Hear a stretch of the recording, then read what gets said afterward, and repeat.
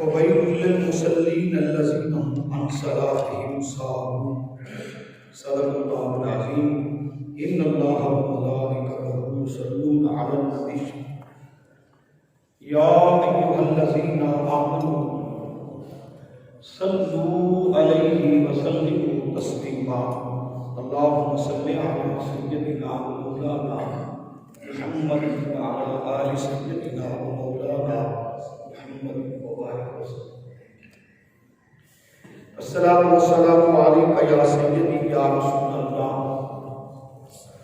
وعلى آلك وأصحابك يا سيدي يا جد الحسن والحسين نبي مظهر العجائب تجد هونا لك في النوائب كلهم من وهم سينجلي بعظمتك يا الله وبنبوتك يا محمد وبولايتك يا علي يا علي يا علي ادركني في سبيل الله امدادكم اذرنجكم آزادكم در دین و دنیا شاد کن یا غوث اعظم دستگیر یا غوث اعظم دستگیر یا غوث اعظم دستگیر. نہایت ہی واجب الاحترام عزت مآب سامعین کرام، اللہ رب العزت کا خاص لطف و احسان ہے جس کی توفیق خاص سے آپ اور میں جمعہ المبارک کی ببرکت نماز کے لیے حاضر ہیں. واحد رب العزت میری اور آپ کی حاضری کو اپنی بارگاہ عالیہ میں شرف عزت اور شرف قبولیت عطا فرمائے. بہت سارے دنوں سے میرے احباب میرے دوستوں کا یہ پرزور حکم تھا کہ ہم نماز کے بیان اس انداز میں ترتیب دیں کہ نماز کے ضروری مسائل بڑی آسانی کے ساتھ سمجھا دیے جائیں اور بتا دیے جائیں. سو اس موضوع پر اب خطبات جمعہ المبارک ہم باقاعدہ شروع کر رہے ہیں. یاد رکھیے کہ نماز اسلام کا اہم رکن ہے. تو آپ کی گفتگو میں پہلی بات یاد رکھنے والی ہے نماز اسلام کا اہم ترین رکن ہے. دوسری بات یاد رکھنے والی یہ ہے کہ نماز افضل العبادات ہے. عبادتوں میں سے افضل عبادت نماز ہے. اور نماز معراج کا تحفہ ہے. نماز کیا ہے؟ معراج کا تحفہ ہے. اور صرف یہ معراج کا تحفہ ہی نہیں ہے، نماز مومن کی معراج ہے.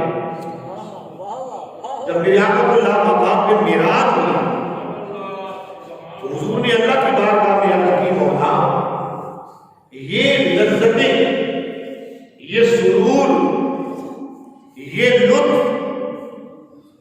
اگر میری امت حاصل کرنا چاہے، اگر میری امت حاصل کرنا چاہے تو اے خالق و مالک، اے میرے رحیم اور کریم رب، وہ یہ سرور اور لطف کیسے حاصل کرے گی؟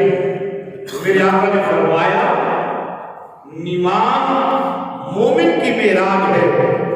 جب وہ میری بارگاہ میں خشوع و خضوع سے نماز پڑھ لے گا تو اس کو معراج کی لذتیں عطا کروں گا، اس کو معراج کا شعور عطا کروں گا. اور آج کی گفتگو میں چوتھی بات جو آپ کو یاد رکھنے والی ہے وہ یہ ہے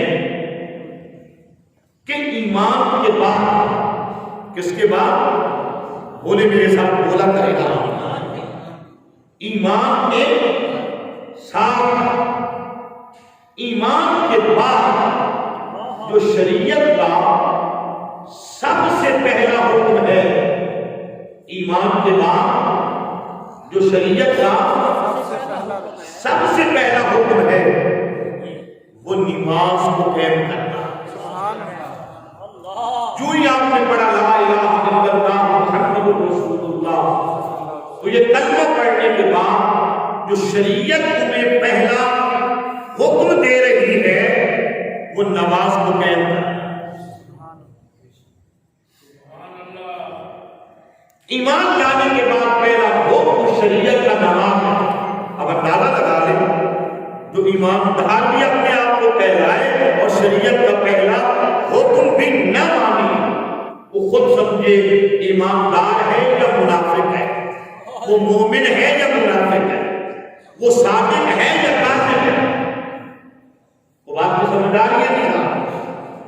حضور تاجدار مدینہ صلی اللہ علیہ وآلہ وسلم پر جب پہلی وحی اتری تو پہلی وحی کے ساتھ ہی امام الانبیاء تاجدار مدینہ نے پاک کلیم جبریل امین نماز پڑھی، اور حضور کو دیکھ کر اسی وقت تاجدار مدینہ صلی اللہ علیہ وسلم نے جب نماز پڑھی تو حضور کو دیکھ کر سیدہ خدیجہ کبریٰ نے بھی نماز گھر آئے نا حضور وہی کے بعد تو نماز پڑھی، سیدہ خدیجہ کبریٰ نے بھی آپ کو دیکھ کے نماز پڑھی، اور جب دوسرے دن حضور بھی نماز پڑھ رہے تھے اور سیدہ خدیجہ کبریٰ سیدہ فاطمہ مطہرہ کی امی جان آپ بھی نماز پڑھ رہی تھی، تو علی المرتضیٰ شیر خدا نے جب ان دونوں کو نماز پڑھتے ہوئے دیکھا، کیونکہ آپ حضور کی کفالت میں تھے، علی کی پرورش، علی کی تربیت حضور خود فرما رہے تھے، تو علی نے سیدہ خدیجہ کبریٰ حضور کو دیکھا نماز پڑھتے ہوئے، تو علی نے بھی اسی طرح نماز پڑھنا شروع کر دی جس طرح حضور نماز پڑھ رہے ہیں۔ سبحان اللہ۔ مولا کائنات نے بھی نماز پڑھنا شروع کر دی۔ اس وقت نماز فرض نہیں ہوئی تھی، اس وقت نماز فرض نہیں ہوئی تھی، مگر باقاعدہ نزول وحی کے ساتھ حضور تاجدار مدینہ صلی اللہ علیہ وسلم نے اور حضور کے گھر والوں نے نماز کا اہتمام فرمانا شروع کر دیا۔ اور یاد رکھیے نماز پڑھنے کی اتنی برکتیں ہیں، اتنی فضیلتیں ہیں کہ اگر ہم نماز کی برکتوں کو شمار کرنا چاہیں شمار نہیں کر سکتے، اور نماز کی فضیلتوں کو اگر ہم گننا چاہیں تو گن نہیں سکتے۔ سبحان اللہ، سبحان اللہ کہے، سبحان اللہ۔ جتنی دیر میں آپ کو کہتا ہوں سبحان اللہ کہے، اتنی دیر میں آپ کو دو حدیث سبحان اللہ، اتنی فضیلت ہے نماز۔ لیکن سوال یہ فضیلت، یہ نماز کی برکت ہمیں حاصل کب ہوگی؟ یہ نماز کی فضیلت ہم حاصل کب کریں گے؟ یہ نماز کی برکت ہم حاصل کب کریں گے؟ یہ اس وقت ہمیں نماز کی فضیلت اور برکت حاصل ہوگی جب ہم نماز کو صحیح طریقے سے ادا کریں گے۔ کیا کریں گے؟ صحیح طریقے سے ادا کریں گے۔ نماز کو صحیح طریقے سے ادا کریں گے تو ہمیں نماز کی برکت اور ہمیں نماز کی فضیلت حاصل ہوگی۔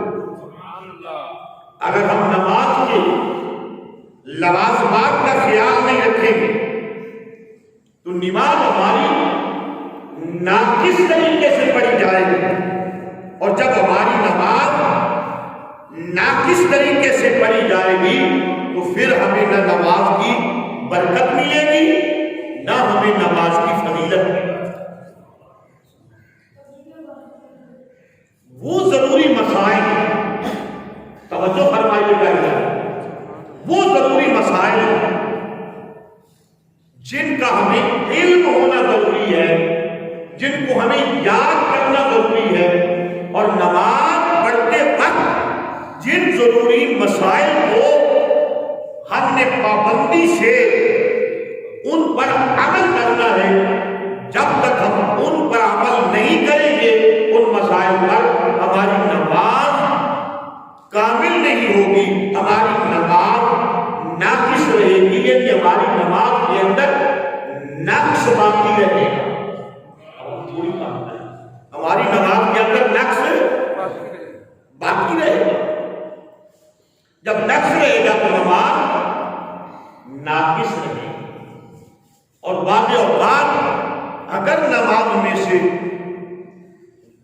کوئی فرائض میں سے فرض چھوٹ گیا، شرائط میں سے کوئی شرط چھوٹ گئی، تو پھر نماز سرے سے ہوگی نہیں، نماز فاسد ہو جائے گی۔ یعنی فاسد ہونے کا مطلب نماز ختم ہو جائے گی۔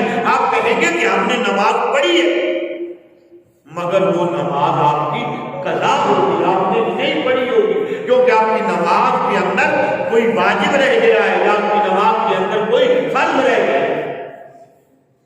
اور یہ مسئلہ صرف آپ کا نہیں ہے، یہ بڑے بڑے لوگوں کو نماز کے بنیادی اور ضروری مسائل کا علم نہیں ہوتا۔ 50 سال 100 سال وہ یوں نماز پڑھتے رہتے ہیں، مگر انہیں ضروری مسائل کا علم نہیں ہوتا، انہیں ضروری مسائل کا علم نہیں ہوتا، یا تو وہ نماز ناقص پڑھتے ہیں یا ان کی نماز فاسد ہو جاتی ہے۔ اس لیے میرے مسلمان بھائیوں، ہمیں نماز کے ضروری مسائل کو سیکھنا چاہیے۔ کیا کرنا چاہیے؟ سیکھنا چاہیے، جس کی وجہ سے ہم کامل نماز پڑھیں، اور مومن جب بھی نماز پڑھتا ہے تو کامل نماز پڑھتا ہے۔ امام الانبیاء تاجدار مدینہ صلی اللہ علیہ وآلہ وسلم کے غلاموں، ایک ہے مومن کی نماز، ایک ہے مومن کی نماز، اور ایک ہے منافق کی نماز۔ ایک ہے مومن کا نماز پڑھنا، اور ایک ہے منافق کا نماز پڑھنا، اور ایک ہے ایماندار کی نماز، اور ایک ہے چور کی نماز۔ اب چور کی نماز اور مومن کی نماز کے اندر تو آپ یہ لفظ سن کر ہی سمجھ گئے کہ اس کے اندر فرق ہے۔ مومن کی نماز اور منافق کی نماز لفظ سن کر ہی آپ سمجھ گئے کہ اس کے اندر فرق ہے۔ تو آئیے ہم قرآن سے پوچھتے ہیں، مومن کی نماز کیا ہے؟ خالق کائنات نے اپنی پاک کلام قرآن مجید فرقان حمید کے اندر ارشاد فرمایا، قد افلح المؤمنون الذین هم فی صلاتهم خاشعون۔ فرمایا وہ مومن مراد کو پہنچے جو اپنی نماز میں گر گرا کر روتے۔ جب وہ نماز میں آتے ہیں انہیں دنیا و ما فیہا کی خبر نہیں ہوتی، بس وہ اللہ کی بارگاہ میں کھڑے ہوتے ہیں، وہ خالق کی بارگاہ میں کھڑے ہوتے ہیں، سب سے بڑے بادشاہ کی بارگاہ، سب سے بڑے دربار میں کھڑے ہوتے ہیں، سب سے بڑی بارگاہ میں کھڑے ہوتے ہیں۔ تو جب آپ کسی چھوٹے موٹے بادشاہ یا عہدیدار کے پاس جاتے ہیں تو آپ کو نہ گھر کی خبر ہوتی ہے نہ بار کی خبر ہوتی ہے، اسٹیج سیدھا اس کی خدمت میں حاضر ہوتے ہیں، بڑی توجہ سے اس کی بات سنتے ہیں، بڑے اہتمام سے اپنی بات سناتے ہیں۔ تو جو بادشاہوں کا بادشاہ ہے، بادشاہوں کو بادشاہیاں دینے والا ہے، جب تم اس کی بارگاہ میں آتے ہو تو کیسے آنا چاہیے؟ تمہیں یہاں پر میں ایگزامپل دیتا ہوں، مولا کائنات کی ایک جنگ میں پنڈلی میں تیر پھنس گیا، صحابہ نے زور لگایا، نکلتا نہیں۔ میرے مولا کہنے لگے نہیں نکلے گا، عرض کیا آقا نکالی کیسے؟ مولا کائنات نے فرمایا کہ نکالنے کافی ہو، جب ہم نماز پڑھنے لگے تو ہمارا خشوع و خضوع اس مقام پر ہوگا، ہمارا جسم ڈھیلا پڑ جائے گا خدا کے خوف کی وجہ سے، اس وقت یہ تیر نکال لینا۔ جب نماز کی حالت میں نکالا گیا، نہ نکالنے والے کو پتہ چل رہا تھا، نہ جس کے جسم سے نکل رہا تھا اس کو پتہ چل رہا تھا، نہ تیر کو پتہ چل رہا تھا۔ نعرہ تکبیر، نعرہ رسالت، نعرہ حیدری، نعرہ غوثیہ، نعرہ غوثیہ، عظمت مصطفیٰ۔ تو بات کی سمجھ آئی؟ یہ ہے مومن کی نماز۔ یہ کس کی نماز ہے؟ بولے نا، یہ کس کی نماز ہے؟ یہ مومن کی نماز ہے۔ مومن نماز یوں پڑھا کرتے، مومن نماز یوں پڑھا کرتے، اور جس نماز میں خشوع و خضوع ہوتا ہے وہ کیسی نماز ہوتی ہے؟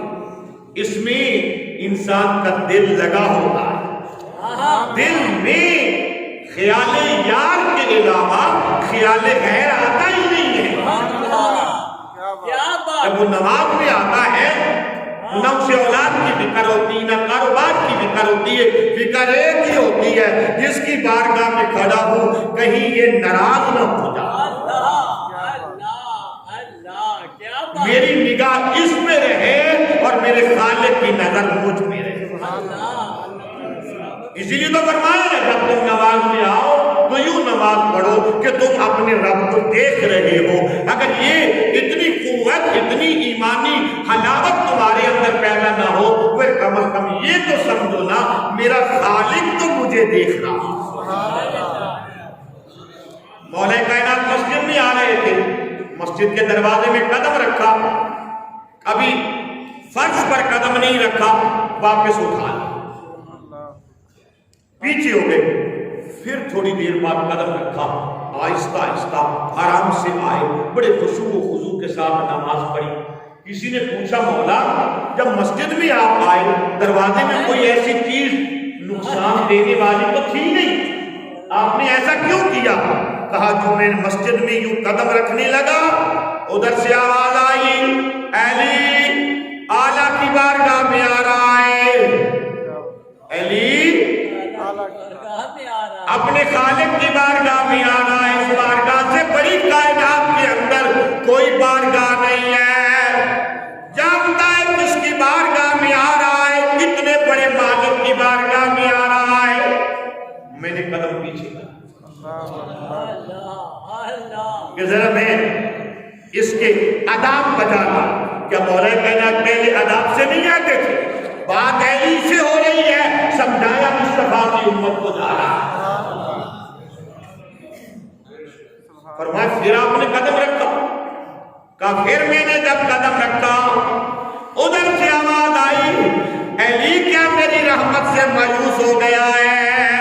یہ گھر تو میں نے اپنے بندوں کے لیے ہی منتخب کیا ہے۔ یہ گھر کس کے لیے منتخب کیا ہے؟ اپنے بندوں کے لیے تو منتخب کیا ہے، آ جا۔ پھر یوں صحابہ کرام جب مسجد میں آتے تھے سیدھا پاؤں رکھتے تاکہ مسجد میں آواز نہ پیدا ہو۔ آج تو نمازی آتے ادھر سے گھو گھو کرتے آتے، کھگاتے آتے، کوئی دوڑتا آتا ہے، کوئی بھاگتا آتا ہے۔ یہ اللہ کا گھر ہے، تم جب کسی بڑے کے گھر میں جاتے ہو تو ایسے جایا کرتے ہو؟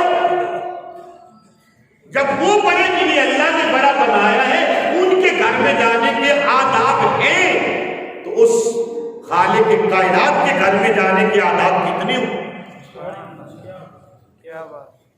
یہ ہے مومن کی نماز۔ یہ کیا ہے؟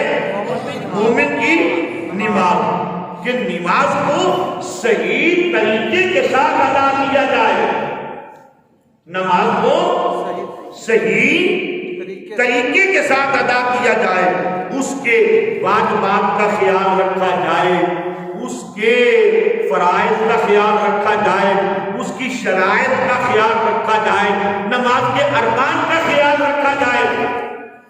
یہ کب خیال رکھیں گے میرے بھائی؟ جب آپ کو اور مجھے یاد ہوں گے، جب آپ کو اور مجھے یاد ہوں گے۔ جب آپ کو اور مجھے یاد ہی نہیں ہوں گے تو پھر ہم خیال کیسے رکھیں؟ امام الانبیاء تاجدار مدینہ کے غلام، اب منافق کی نماز ہے۔ کس کی نماز ہے؟ کس کی نماز ہے؟ منافق کی نماز ہے۔ فَوَيْلٌ لِّلْمُصَلِّينَ الَّذِينَ هُمْ عَنْ صَلَاتِهِمْ سَاهُونَ۔ فرمایا نمازیوں کے لیے ہلاکت ہے اور نمازیوں کے لیے بربادی ہے۔ جو نمازی تو بنتے ہیں مگر نہ نمازوں کے وقت کا خیال رکھتے ہیں، نہ نمازوں کے آداب کا خیال رکھتے ہیں۔ بات کی سمجھ آئی یا نہیں آئی؟ یا نماز پڑھتے ہیں تو دکھاوے کے لیے پڑھتے ہیں۔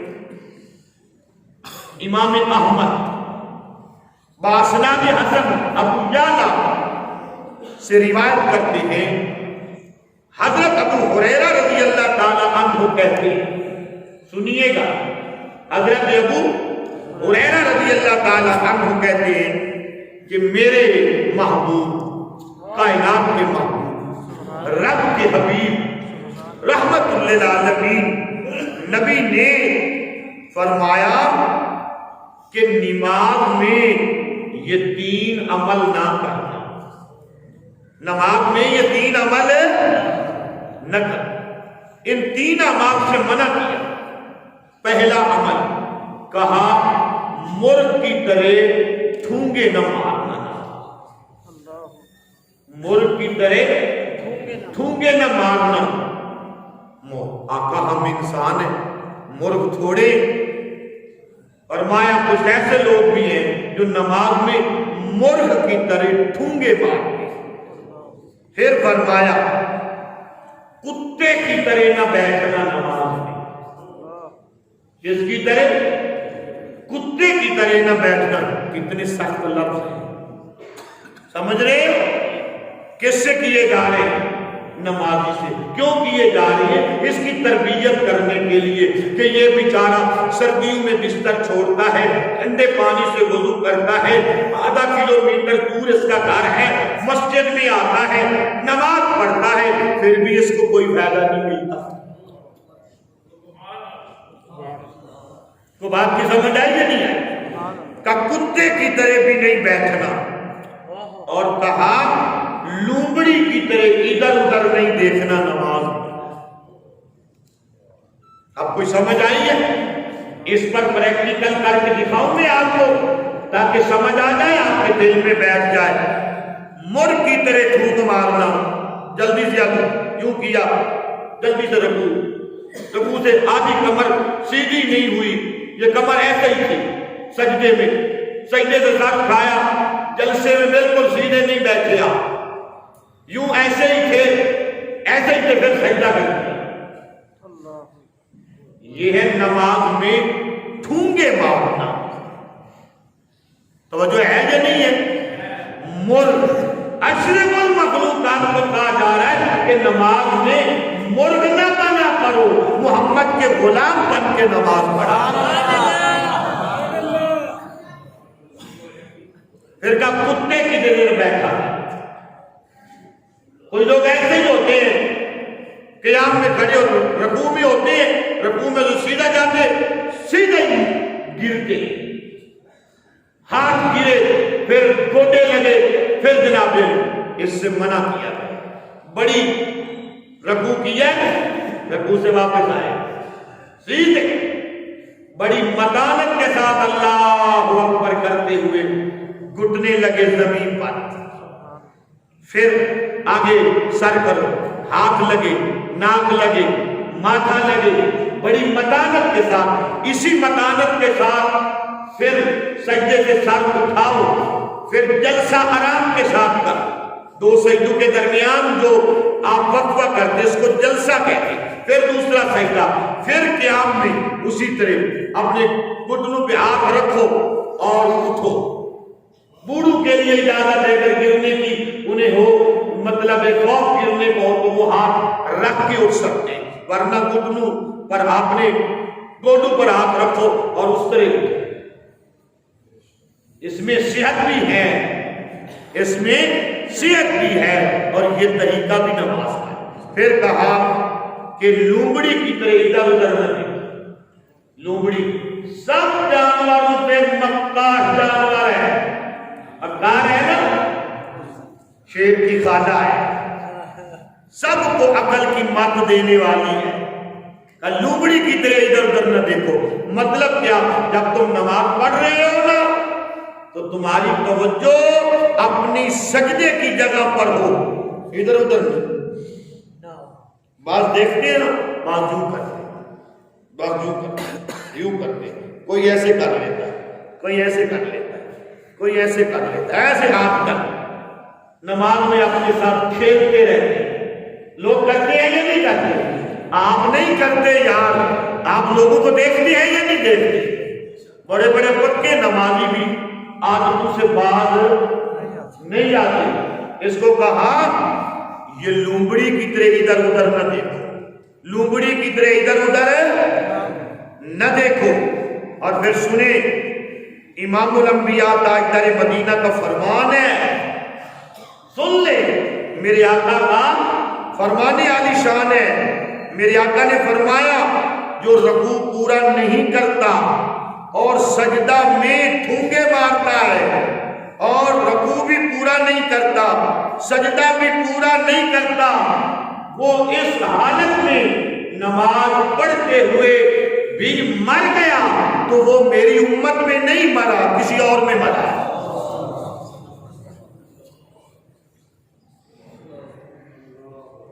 اور یہ حال تو نمازیوں کا ہے، جو بد نصیب لوگ نماز پڑھتے ہی نہیں ہیں۔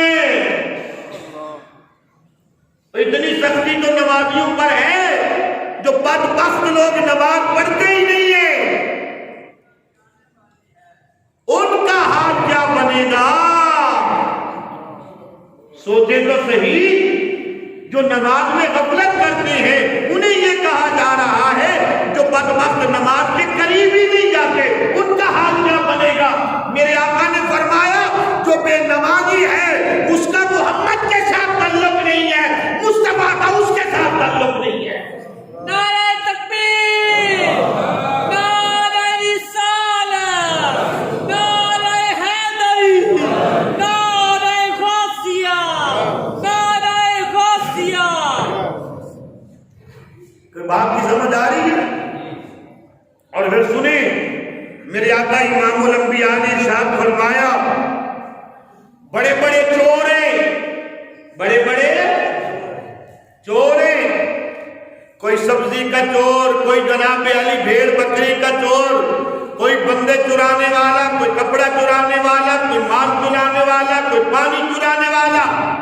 صحابہ نے عرض کیا آقا ہے، فرمایا صحابہ تمہیں پتا ہے سب سے بڑا چور کون ہے؟ عرض کی آقا ہمیں نہیں پتا، آپ کو پتا۔ میرے آقا امام الانبیاء نے فرمایا سب سے بڑا چور یہ ہے جو اللہ کا حق چراتا ہے۔ عرض کی آقا اللہ کا حق؟ فرمایا جو صحیح طریقے سے نماز نہیں پڑھتا، تیز تیز پڑھتا ہے، ٹھونگے مارتا ہے، کتے کی طرح بیٹھتا ہے، نماز میں لومڑی کی طرح دیکھتا ہے، نہ پورا قیام کرتا ہے، نہ رکوع کرتا ہے، نہ سجود کرتا ہے، یہ نماز کا چور ہے۔ یہ کس کا چور ہے؟ یہ نماز کا چور ہے۔ ابتدا میں نے کیا کہا تھا کہ نماز کی بہت برکتیں ہیں، میں نے کہا تھا نماز کی بہت فضیلتیں ہیں، اتنی فضیلتیں ہیں کہ ہم شمار کرنا چاہیں شمار نہیں کر سکتے، ہم گننا چاہیں ہم گن نہیں سکتے، اتنی برکتیں ہیں نماز کی۔ نماز کی یہ برکتیں کب حاصل ہوں گی؟ جب ہمیں نماز صحیح شرائط کے ساتھ ادا کرنا آ گئے، صحیح شرائط کے ساتھ ہمیں نماز ادا کرنا آ گئی، تو نماز کی وہ شرائط جو میں بیان کرنے لگا ہوں، ان شرائط میں سے اگر ایک شرط بھی رہ جائے نماز ہوتی بولے نا نماز ہوتی نہیں ہے۔ اور یہ نماز کی شرائط بھی ہیں اور ان کو نماز کے خارجی فرائض بھی کہتے ہیں، جو نماز سے باہر والے فرض ہیں۔ ان کو کیا کہتے ہیں؟ نماز کی شرائط بھی اور نماز کے خارجی فرائض بھی۔ ان تمام شرائط کا ہونا کیا ہے؟ ضروری ہے۔ ایک شرط بھی نہ ہو تو نماز نہیں ہوتی۔ یہ کل 6 ہیں۔ کتنی ہے؟ 6 ہیں۔ ایسے کرو تاکہ تمہیں یاد رہے گا۔ کوئی نہیں، تم بھی آج کاکے بن جاؤ، اسٹوڈنٹ بن جاؤ، طالب علم جب بندہ بنتا ہے فرشتے اس کے پاؤں کے نیچے اپنے پر بچھا دیں۔ کل 6 ہیں۔ کتنی ہے؟ شرم نہیں کرو، کتنی ہے؟ 6 ہیں۔ اور ان میں سے ایک بھی نہ پائی جائے تو نماز نہیں ہوتی۔ توجہ ہے یا نہیں ہے؟ نماز نہیں ہوتی۔ چھوٹا کدھر ہے؟ نماز نہیں ہوتی۔ یہ لکھی کھڑی، یہ نماز کی شرائط یا نماز کے خارجی فرائض ہے۔ سب کو نظر آ رہے ہیں؟ آ رہے ہیں نا؟ اپنے موبائلوں میں بھی ریکارڈ کر لیا کرو، بڑے بڑے گانے بجانے اور بہت کچھ ریکارڈ کرتے ہو، خفیہ کالے بھی ریکارڈ کرتے ہو، یہ لیکچر بھی ریکارڈ کر لیا کرو۔ یہ نماز کی شرطیں یا نماز کے خارجی فرائض ہیں۔ پہلی شرط ہے طہارت۔ پہلی شرط کیا ہے؟ سب کو نظر آ رہی ہے؟ پہلی شرط کیا ہے؟ طہارت۔ دوسری شرط ہے ستر کو چھپانا، اور فقہ کی کتابوں میں یہاں لکھا ہوتا ہے ستر عورت۔ عورت کا معنی ہوتا ہے چھپانا اور ستر کا معنی پردے کی جگہ ہم نے وہ ذرا آسان لکھ دیا، ستر کو چھپانا، یعنی وہ آپ کے جسم کے حصے جن کو چھپانا۔ اگلے جملے میں ان کی ڈیٹیل آپ کو تفصیل بتاؤں گا۔ تیسرا، نماز کا خارجی فرض یا نماز کی تیسری شرط یہ ہے استقبال قبلہ۔ ادھر دیکھیں نا آپ لوگ، نیچے کیوں دیکھ رہے ہیں؟ دیکھ رہے ہیں استقبال قبلہ، یعنی کعبے کو بالکل سیدھا منہ کرنا۔ چوتھا فرض ہے نماز کا وقت۔ وقت ہوگا تو نماز ہوگی۔ اور جیسے بوڑھے لوگ پرانے کہتے ہیں ویرے دی نماز میں کوئرے دیا، وہ نماز نہیں ہے، وہ ٹکرا ہے۔ چوتھی شرط کیا ہے؟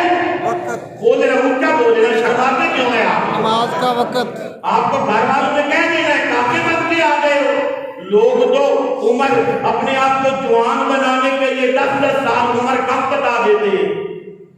جوان بات کے سنو نا، اللہ جوانی دے گا تمہیں۔ چوتھی شرط کیا ہے؟ چوتھی شرط کیا ہے؟ وقت۔ پانچویں شرط کیا ہے؟ نیت۔ پانچویں شرط کیا ہے؟ نیت۔ چھٹی شرط کیا ہے؟ تحریمہ، اور جس کو تکبیر تحریمہ کہتے ہیں۔ پہلی شرط طہارت، یہ آپ یاد کر لیں گے، میں ان کی ڈیٹیل بتاؤں گا۔ دوسری شرط ستر کو چھپانا، تیسری استقبال قبلہ، چوتھی وقت، پانچویں نیت، چھٹی تکبیر تحریمہ۔ کتنی شرطیں ہیں نماز کی؟ کتنی ہیں؟ 6۔ ان میں سے کوئی ایک بھی رہ جائے نماز ہو جاتی ہے یا نہیں؟ یہ یاد کرنی چاہیے یا نہیں؟ یہ لکھی کھڑی ہے، نماز کے بعد لکھ لینا، موبائل میں فوٹو بنا لینا، ہر نماز پڑھنے کے لیے جب آئیں گے ان کو دیکھتے رہے، اگلے جمعے تک کیا ہو جائے گی؟